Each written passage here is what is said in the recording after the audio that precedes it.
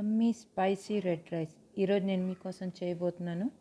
దానికి ముందు నా ఛానల్ని సబ్స్క్రైబ్ చేయండి, వీడియో ఎండ్ వరకు చూడండి. చాలా మంచి రెసిపీ, ఒక్క స్టెప్ కూడా మిస్ అవ్వకుండా చూడండి. బెల్ ఐకాన్ ప్రెస్ చేయడం మర్చిపోవద్దు, నా నోటిఫికేషన్స్ వస్తుంటాయి. Hello friends, welcome back to my channel సరియూ recipe. ఈరోజు నేను ఒక different type of rice item చూపిస్తున్నాను. రెడ్ రైస్ అంటారు.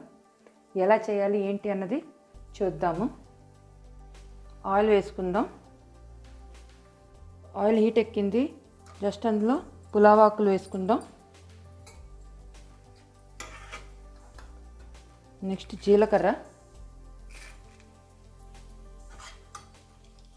జస్ట్ 1 మినిట్ అది అలా వేగిన తర్వాత అందులో ఆనియన్స్ వేసుకుందాం.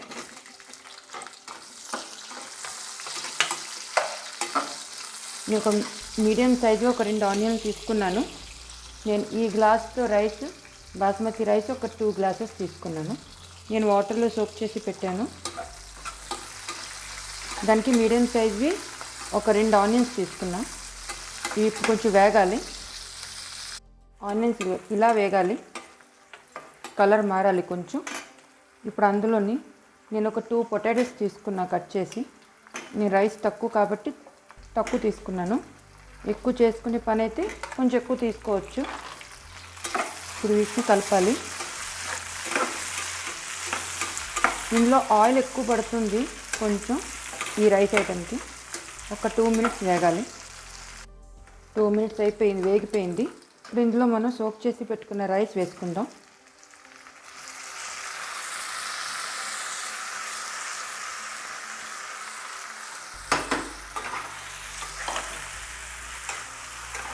ఈ రైస్తో పాటు ఒక 2-3 మినిట్స్ వేగాలి. కొంచెం మీడియం ఫ్లేమ్లో పెట్టుకోవాలి. ఇప్పుడు ఇందులోని ఈ ఐటమ్స్ ఎక్కువ వేయక్కర్లేదు, ఓన్లీ రెడ్ చిల్లీ పౌడర్. ఇది నేను కాశ్మీరీ లాల్ మిర్చి తీసుకున్నాను. కంపల్సరీగా ఇదే తీసుకోండి, ఎందుకంటే ఇందులో కారం తక్కువ ఉంటుంది, కలర్ ఎక్కువ ఉంటుంది. ఈ రైస్కి మెయిన్ కావాల్సింది oil, red chilli powder. So ఎక్కువ కారం ఉన్న రెడ్ చిల్లీ పౌడర్ వాడారంటే మనం ఎక్కువ కారం వేయలేము. సో కలర్ రాదు, టేస్ట్ కూడా రాదు. So Kashmiri Lal mirch maximum try చేయండి తీసుకోవడానికి.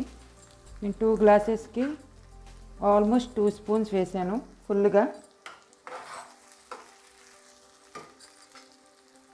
నెక్స్ట్ గరం మసాలా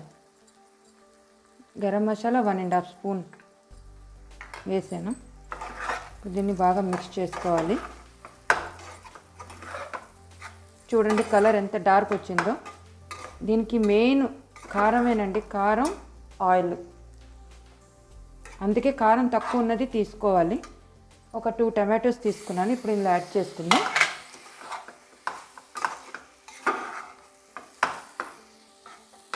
అయిపోయింది. ఇప్పుడు ఇందులో వాటర్ యాడ్ చేసుకుందాం. నేను వాటర్ 1కి 2 తీసుకున్నాను.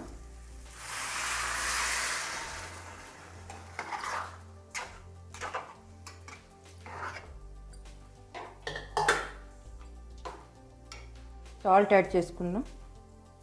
టేస్ట్కి తగ్గట్టుగా చూసుకొని వేసుకోవాలి. ఇది మిక్స్ చేసాక వాటర్లో సాల్ట్ చూసుకుంటే తెలిసిపోతుంది. కొంచెం వాటర్లో ఎక్కువ అనిపిస్తే మనకి రైస్కి సరిపోతుంది. నెక్స్ట్ లాస్ట్ వచ్చేసి కోరియండర్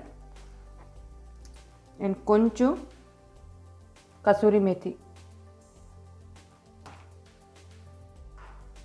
అంతేనండి. చూసారా కలర్ ఎలా ఉందో? ఇలా రెడ్ కలర్లో వచ్చేయాలి వాటర్, లేకపోతే మీకు టేస్ట్ అన్నది ఖచ్చితంగా రాదు. సో దీనికి ఇంపార్టెంట్ ఏంటైనా ఉన్నాయి ఐటమ్స్ అంటే ఆయిల్ కొంచెం ఎక్కువ పడుతుంది. Next red chilli powder, garam masala.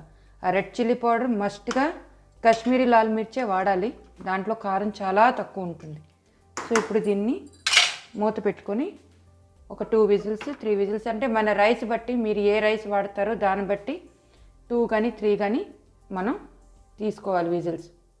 అయిపోయింది, చూద్దాం. చూడండి కలర్ ఎలా వచ్చిందో. కలర్ అలా రావాలి, రెడ్ కలర్ ఇలా రావాలి కలర్. సో ఇది ఖచ్చితంగా రెడ్ చిల్లీ పౌడర్ ఎక్కువ వేస్తేనే మనకు వస్తుంది. సో కాశ్మీరీ లాల్ మిర్చ్ మస్ట్గా అదొక్కటే వాడాలి, ఇంకే కారం వాడినా ఎక్కువ వేయలేం. సో డెఫినెట్గా ఈ బిర్యానీ ట్రై చేయండి. ఇది తిన్నాక మనం తినే అన్ని బిర్యానీలు ఫెయిల్ దీని ఎదురుగుండా అని మీరే అనుకుంటారు. అది నా గ్యారంటీ. ఒక్కసారి ట్రై చేసి చూడండి. రెడ్ రైస్ రెడీ అయిపోయిందండి. సూపర్ టేస్ట్ ఉంటుంది, 100% గ్యారంటీ. ఇది తిన్న తర్వాత ఏ బిర్యానీ పనిచేయదు దీని ఎదురుగుండా. సో ఇందులో మెయిన్ మనకు కావాల్సింది కొంచెం ఆయిల్ ఎక్కువ పడుతుంది. నెక్స్ట్ రెడ్ చిల్లీ పౌడర్, అదొక్కటే గుర్తుపెట్టుకోండి. మరీ చెప్తున్నాను. కాశ్మీరీ లాల్ మిర్చ్ మ్యాక్సిమం అదే వాడండి.